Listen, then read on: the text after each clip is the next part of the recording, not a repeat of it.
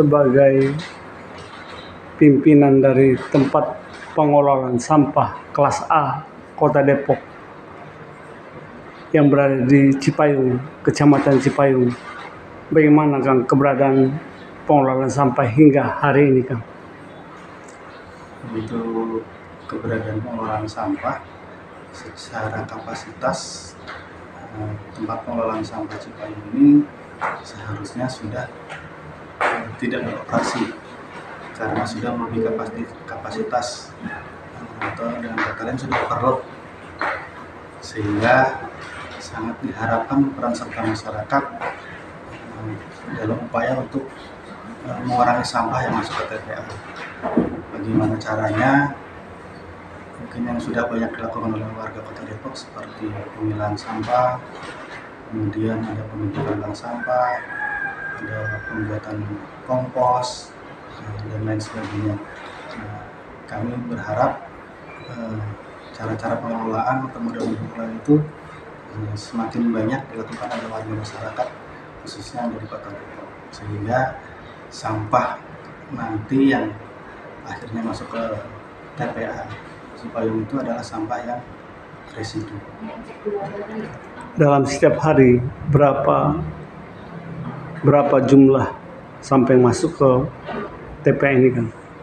Per hari kurang lebih yang masuk ke TPA Cipayung berkisar 1.000 sampai 1.100. Dari 11 kecamatan. Dari 11 kecamatan, 63 kelurahan. 63 kelurahan. Kira-kira masalahnya apa, Kang, hingga hari ini di TPA ini? Apa kendalanya yang dihadapi? Kendalanya karena jumlah timbulan sampah warga Kota Depok yang jumlahnya di atas 2 juta jiwa, untuk timbulan sampah per hari bisa mencapai kurang lebih 1.500 ton per hari.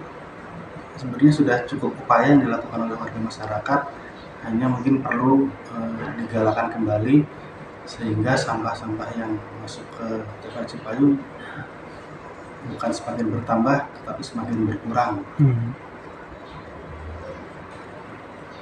Apakah pihak TPA Cipayung ini sudah melakukan terobosan dengan membuat sebuah produk, Kang, dari hasil sampah ini? Untuk membuat produk belum, tapi awal tahun ini, pertengahan tahun mungkin kami berencana dengan bantuan dari Kementerian PUPR akan membangun tempat pengelolaan sampah setempat. Jadi nanti sampah diolah menjadi bentuknya sebagai RDF atau briket batubara, yang mana briket batubara itu bisa digunakan sebagai bahan bakar pabrik dalam proses produksinya untuk menggantikan gas atau listrik. Rencananya seberapa besar nanti briket batubara itu bisa dihasilkan? Dari kapasitas yang terpasang, pengolahan sampah tersebut kurang lebih 300 ton per hari. Jadi diharapkan bisa menghasilkan sekitar kurang lebih 200 ton briket batubara per hari. Apakah ini bisa menghasilkan budget, Kang? Seharusnya sih bisa, seharusnya. Kita nanti mencari pembeli atau off-taker untuk bekerja sama dengan TPA yang sudah ada dalam hal ini, yang sudah bersedia menampung briket batubara dalam tanda kutip Pak ya, adalah PT Indosemen. Kang, warga di lingkungan TPA ini bagaimana, Kang, respon mereka?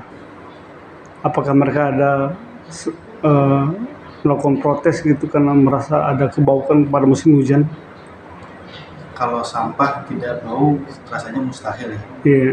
Tapi kami melakukan beberapa upaya-upaya agar sampah tersebut tidak terlalu bau.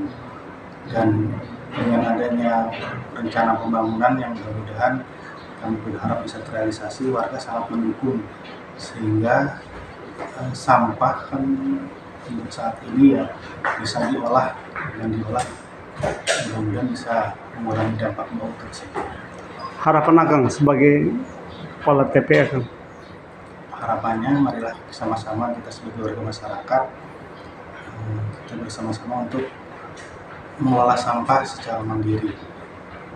Kita mulai dari rumah tangga kita sendiri, dan kalau sudah bisa kita membuat kelompok-kelompok peduli sampah ya, untuk menangani sampah. Sebenarnya sampah ini kalau kita perhatikan nilai ekonomisnya tidak kecil, tidak sedikit. Karena untuk di lingkungan TPA Cipayung sendiri ada beberapa lapak-lapak yang setiap hari omsetnya mungkin sekitar bisa puluhan ton sampah yang mereka hasilkan, mereka dapatkan dari TPA Cipayung. Jadi untuk dari rumah tangga sendiri bisa kita lakukan dari hal-hal yang kecil sehingga kita bisa berkontribusi terhadap pengurangan sampah yang masuk ke TPA Cipayung.